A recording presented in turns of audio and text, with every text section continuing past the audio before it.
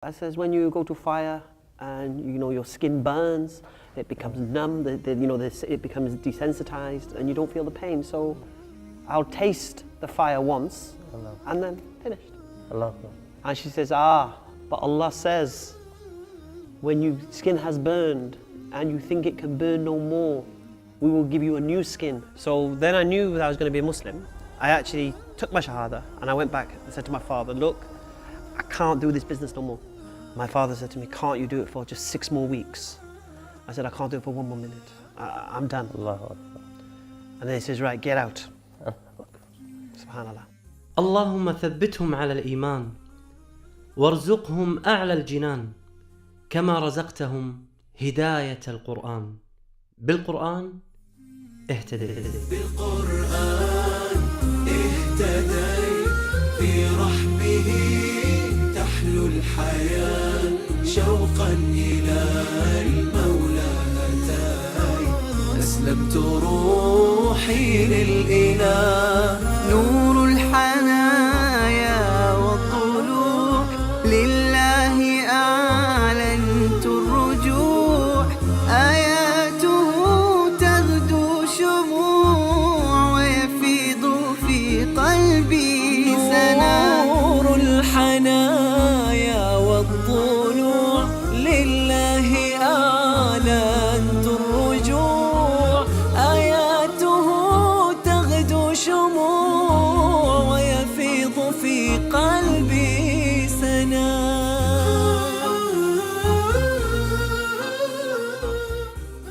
حمزه التقيت به في لندن.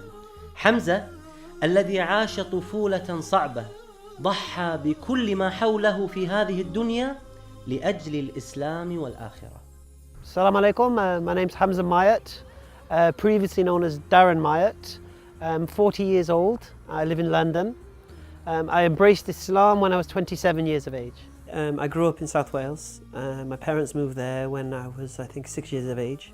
My parents split when I was young, so it was my father and my stepmother who moved there. So basically the area we lived was a white council estate. And basically it's just a matter of surviving there. The strongest survivor, the weak get eaten up, yeah. So I ended up, not in a gang as such, but I was a bit of a football hooligan. I used to travel to watch football matches and fight the rival fans and things like that. And then the gang that we were part of did that. We'd go stealing in shops here and there and things like that. So I wasn't the greatest role model for society. And then that was basically my life. I would go watching football, fighting, stealing and work at McDonald's. كان يعيش حمزة وأخوه مع والدهم في منطقة قريبة من لندن، وكانت والدة حمزة تعيش في منطقة مانشستر. وفي يوم من الأيام شاءت الأقدار بأن أم حمزة ترى في المنام بأن حمزة ولدها بحاجتها، وكان يقف أمام مطعم. صحت من المنام وأخذت القطار وذهبت إلى هذه المنطقة القريبة من لندن لترى ابنها أمام المطعم، وبالصدفة كان حمزة موجود أمام هذا المطعم. And she said, are you in trouble? Because I felt in my dream you were in trouble. And we said, no, fine.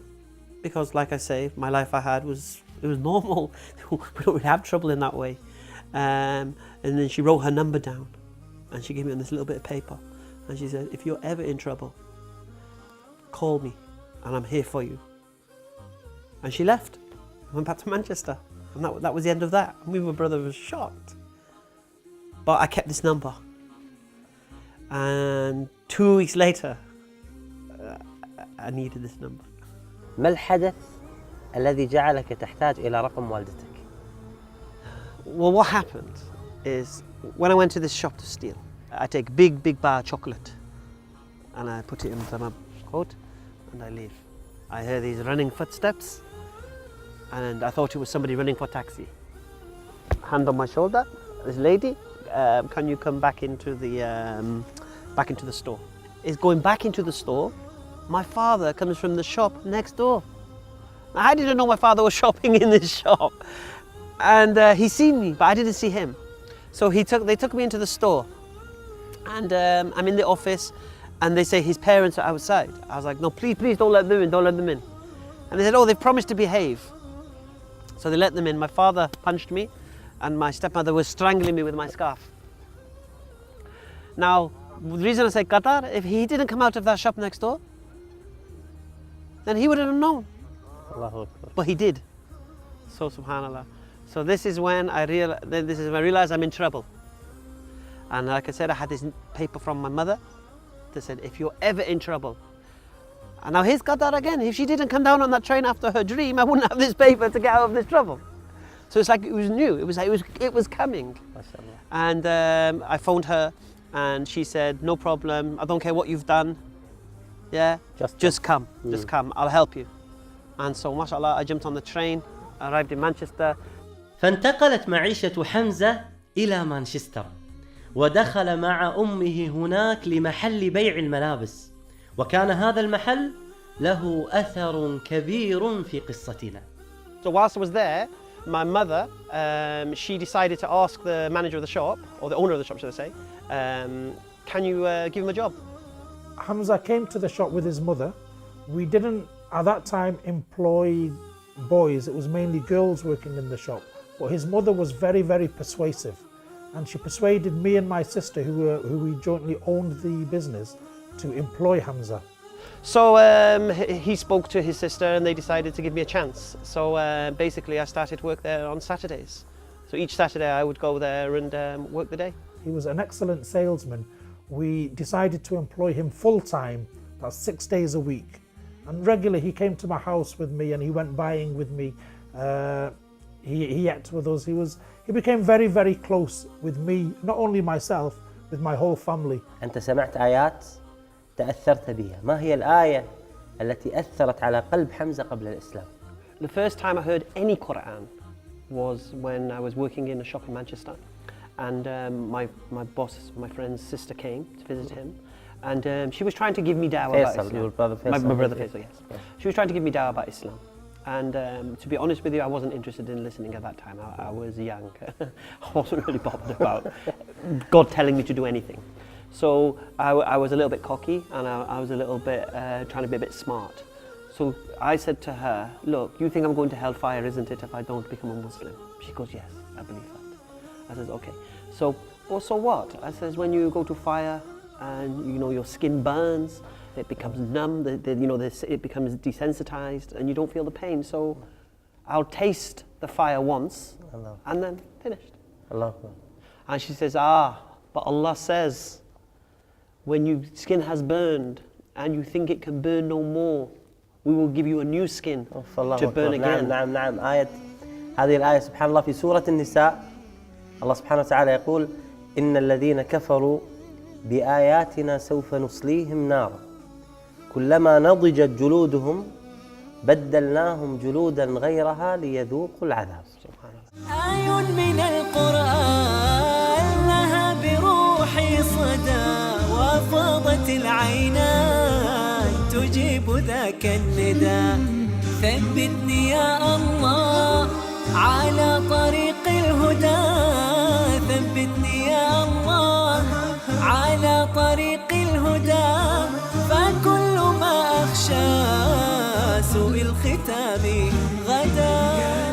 يقول الله سبحانه وتعالى في هذه الآية العظيمة إن الذين كفروا بآياتنا سوف نصليهم نارا كلما نضجت جلودهم بدلناهم جلودا غيرها ليذوقوا العذاب. اكتشف العلم الحديث أن مصدر الإحساس هو الجلد، وكانوا في السابق يظنون أن مصدر الإحساس ما تحت الجلد، وبين الله سبحانه وتعالى في إعجاز هذه الآية أن مصدر الإحساس هو الجلد. يقول معاذ أن أهل النار تبدل جلودهم في الساعة 100 مرة. أجارنا الله وإياكم من نار جهنم. بالقران برحمه تحلو الحياة شوقا إلى المولى أتاي أسلمت روحي للإله. بالقرآن اهتديت في رحبه تحلو الحياة شوقا إلى المولى أتيت أسلمت روحي للإله. نور الحنايا والطلوع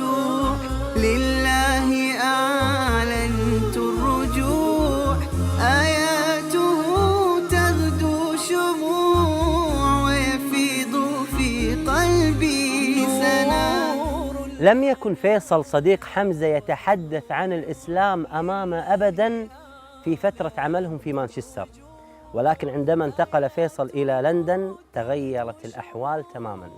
And so when I used to visit him, he used to try to teach to me. He used to try to tell me, oh, you know about Islam, this, that. But still, it had no effect on me because I would say to him, are you praying 5 times a day? And he would go, well, no. I said, right. Until you pray 5 times a day, why are you coming to me with this? You don't even do it yourself. And that was my get out of jail free card. So I didn't need to go any further. Yeah? Just once I said that, khalas, stop. That was the end of it. And I think it was at that point, after 9/11, that there was a lot of media about Islam. You know, Islam was always on telly and everything. So Hamza became quite curious about it. And also maybe the change in myself and my wife from being not so religious to really practicing Islam and praying and going to the mosque and other things maybe had an effect upon him as well. But it made me start thinking about Islam and what it really is, because I know Muslims and they're not behaving this way, and yet the media is portraying Islam as terrorism and such. And the biggest factor was, again, he was still trying to talk to me about Islam. And this was when I got back to Wales. And I said to him, are you praying 5 times a day? And his response shocked me. He said, yes, we all are. So now I have an obligation to listen to him. So when I started to read, and I read the book by Yusuf al-Qaradawi, Halal and Haram, then I started to realize how practical Islam is and how it applies to the 21st century like nothing else does. So it was after reading that I knew that Islam was a practical, beautiful way to live your life. And even then I adopted most of the practices in my life. You know, I've never been really a racist anyway, to be honest with you. I stopped drinking alcohol because of that. Even before becoming a Muslim, I stopped drinking alcohol. And the amazing thing was, one Christmas, I was working in a pub on Christmas Eve, and I had stopped drinking alcohol. So I was working behind the bar. These people are like animals. I'm not joking, they're animals. Allahu Akbar. And that was one experience. I said, subhanallah, alhamdulillah, I stopped drinking alcohol. أصبح حمزة مقتنعاً بالإسلام، بل ومدافعاً عنه، حتى أنه في يوم من الأيام كان في بار وسمع من حوله يهاجمون الإسلام، فأخذ حمزة يدافع عن الإسلام.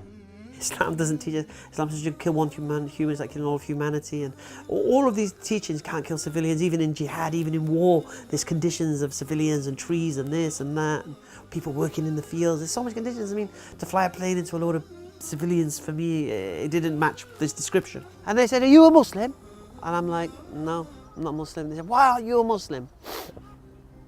That was my first dawah from a non-Muslim. And I said to myself, why aren't I a Muslim? So I questioned myself, why aren't I a Muslim? If I believe this, then I should be a Muslim. 3 أمور جعلت حمزة يتردد في دخوله إلى الإسلام إلى هذه اللحظة. الأمر الأول القمار.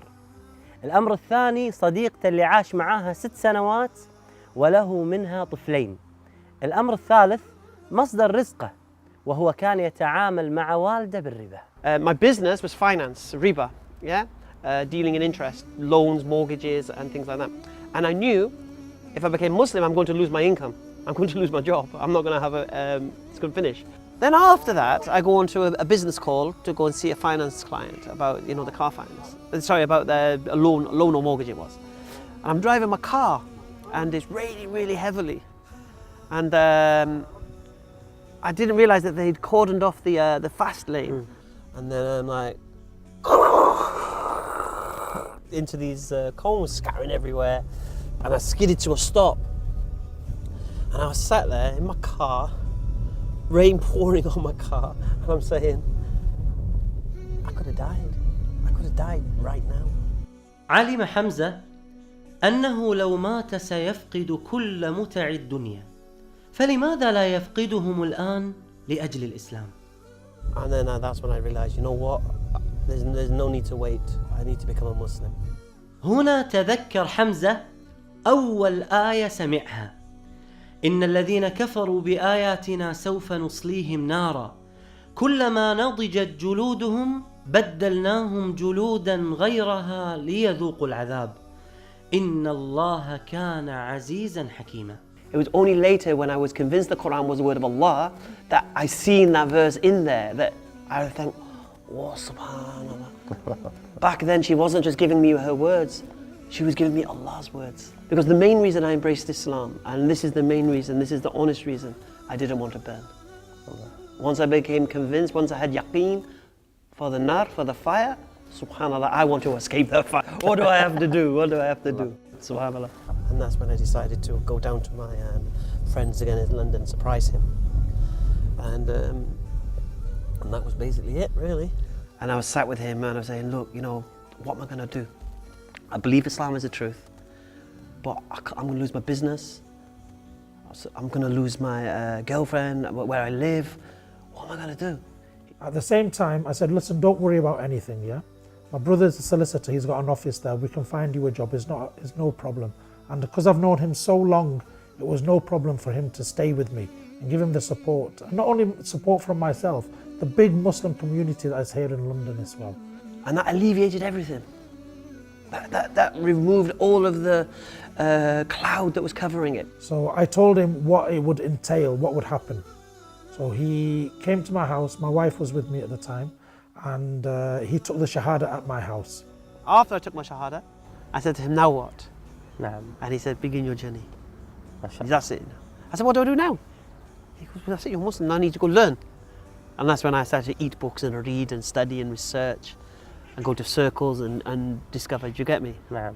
Alhamdulillah. لما اشتكى جوف الظما لما بكى جفني دما والدرب خاف جهنما لجأت للقرآن. حرص حمزة على أن يكسب رزقه من الحلال بعد إسلامه، ولا يرضى أن يكسب ولو باند واحد من الحرام. So then I knew that I was going to be a Muslim. I actually took my Shahada and I went back and said to my father, look, I can't do this business no more. I can't do it. He goes, what? I said, I can't do it. I goes, we've got deals going through that when we get paid for them, they will cover all the expenses we have.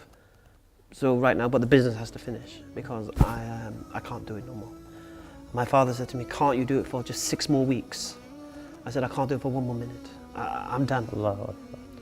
And then he says, right, get out. Subhanallah.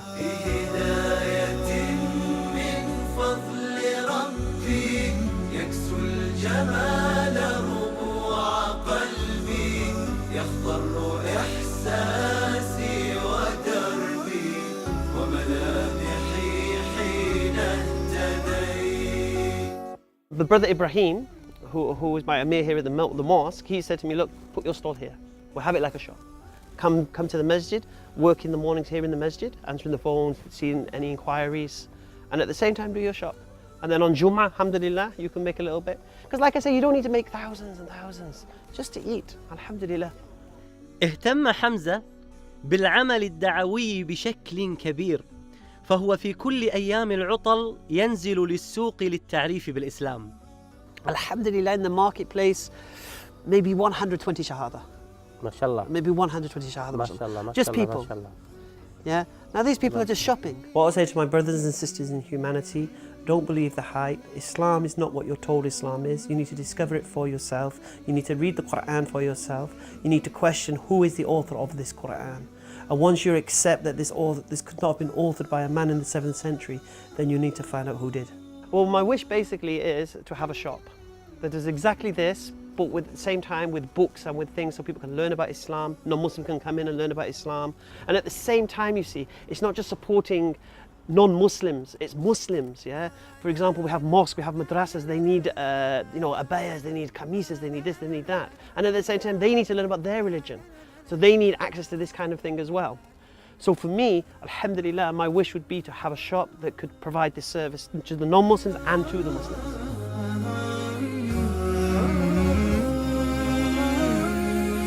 أسير بدرب قرآني فيشرق صبحه الحاني أرتله وأحفظه وأقرأه بمعاني أسير بدرب قرآني ربيعي أنس أيامي صديقي بوح أحلامي، شفاء الهم والشقوى يداوي جرحي دامي، ربيعي أنس أيامي، صديقي بوح أحلامي، شفاء الهم والشقوى يداوي جرحي الدامي. ولما تهت ثم أتيت لدرب كلام رب البيت، وجدت النور والسلوى مع القرآن اهتديت، مع القرآن اهتديت.